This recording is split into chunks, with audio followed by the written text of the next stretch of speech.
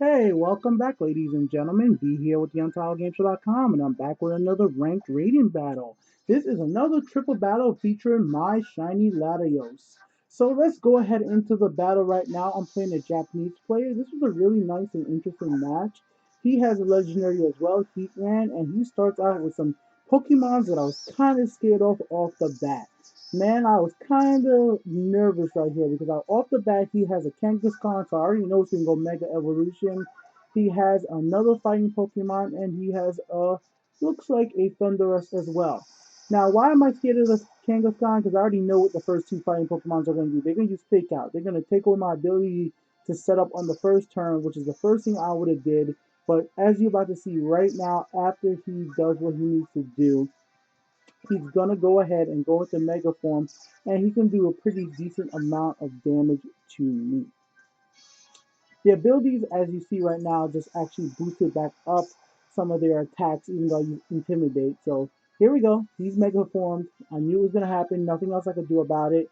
And bam, he uses Fake Out just like I said he would. I knew it was gonna happen. I was setting up with a Spore, and unfortunately, the Spore didn't work for me. But he did not know that Among Us had the ability that if you come in contact with the Pokemon, he just might end up going to sleep. So that worked out with me perfectly, and that might have been kind of the reason I won the match in the first place because that really just saved me. He goes ahead and uses Crunch, which is a dark type physical move. And guess what? What is Mega Alakazam weakness to? Dark type moves and even worse physical moves. My Mega Alakazam just has zero EV in defense. All of it's going purely to attack because my Alakazam has the maximum amount of attack possible for his type of Pokemon. So he goes ahead and switches out, which is a pretty smart move as he was kind of disabled right there. He couldn't do much about it. He switches into Heatran, which is a really good Pokemon.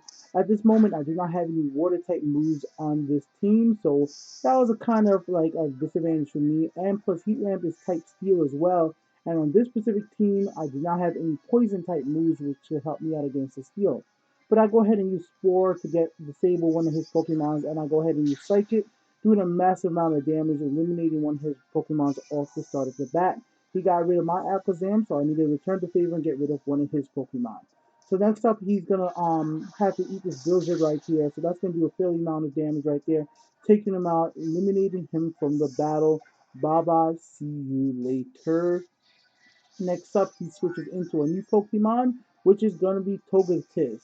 Now, Blizzard is going to be pretty effective against him, and he has as well Slowking. And, well, he's not going to be doing that great because he got paralyzed by the Thunder from Latios, which he is a really diverse Pokemon. Right now, I'm running grass moves, ice moves, fighting moves. Like, I have every single type of move on that Pokemon right now. Like, it's really a diverse setup with my Latios, so like I really use it very smart to have a good amount of coverage. Because like I said, when I play these ranked matches, I try to at least try to play those series and actually think about which attacks I actually pick compared to just picking random moves when I do my free battles. He goes ahead and uses free Heat Wave, which is not effective against Latios, so that was really good against me. And here comes the big strategy right there. He has an effect Trick Room, and if anybody ever used for the Trick Room strategy, you know this is a really dangerous battle now because Heatran has just become one of the fastest Pokemon on the field. So I'm definitely going to be in trouble, and that's why he switches back into Kangaskhan. But I'm not too worried about this too much because I just want to go ahead and get some damage out off the bat. So I go ahead and attack Slowking. I wanted to get rid of him right away, so I knew the only way I would be able to attack first is by using Shadow Sneak, which is a priority as a move. And even if there's trickling on the field, I already knew for a fact I was going to be able to take care of Slowking first and get rid of him. And just in case, whatever happens and Slash has to die, he has to die. So I I knew it was a risk, but I took the risk and it worked out for me perfectly because what he did was he went ahead and switched to the center, and Heatran was not slow fast enough to actually do it before my Shadow Sneak. Anyways, I go ahead and use King Shield because that's a really good move and it's going to help me out. He uses Follow Me with Togekiss, which basically makes everybody attack at him if they possibly can. I take some damage right there on Latios and Articuno, but both of them are not weak against fire type moves. Unfortunately, though, Articuno was burned, so not much else I could do on that. I go ahead and use Mind Reader to try to set up on the next turn to maybe able to use sheer code for one hit kill move. I take out Toge's Piss with an Ice Beam because he is a part flying, if I remember correctly, and that was going to do a pretty decent amount of damage against him. Latios is losing health because of the item I have on him right now, which I think is Life Orb, and that does actually hurt me as well. So not much I could do about that. On the next turn, nothing else I could do except for get ready for the heat wave. So the first thing I do is go ahead and I took the damage, man. I knew it was coming, but good thing Aegislash has a lot of defense. For a lot of special defense, so I knew he might just survive it, even though he's specifically weak to the attack.